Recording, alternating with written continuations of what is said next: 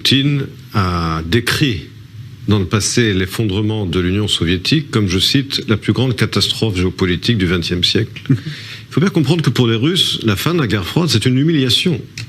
Et il y a eu une espèce d'euphorie en Occident en pensant que ça y est, c'était terminé. On se souvient du fameux livre de Francis Fukuyama, La fin de l'histoire. Ça y est, on a gagné. Mais non, les Russes n'ont jamais accepté cette humiliation.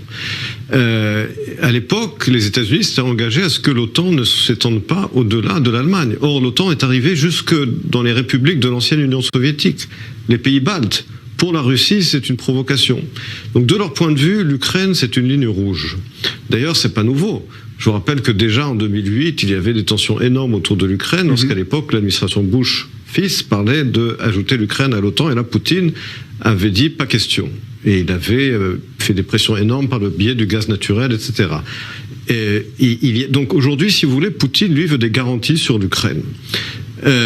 Il amasse des forces. Je ne pense pas personnellement qu'il prendra le risque d'une guerre, parce que le coût en serait beaucoup trop élevé pour la Russie. N'oubliez pas, Jean-Charles, que la puissance russe est un trompe-l'œil. Pourquoi ?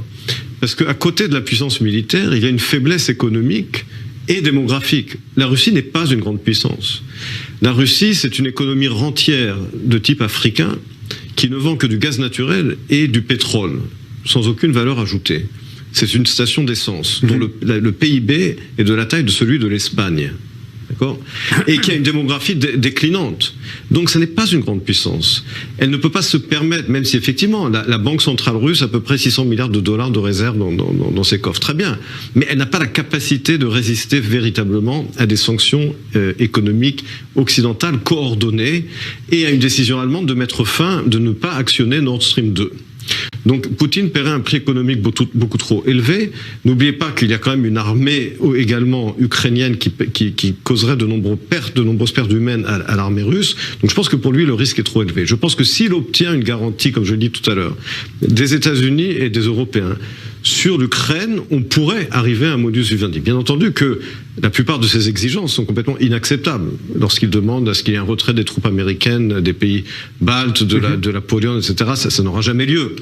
On ne va pas créer deux catégories au sein de l'OTAN, ce qu'il voudrait faire en réalité. Il veut un espèce de démembrement de facto et progressif de l'OTAN, ça il n'en est pas question.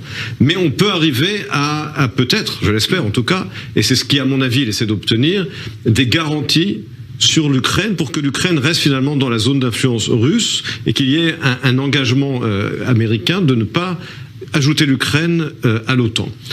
Donc encore une fois, cela est possible, je le pense. Je ne pense pas personnellement qu'il prendra le risque d'une guerre, essentiellement parce que le coût pour la Russie serait trop élevé.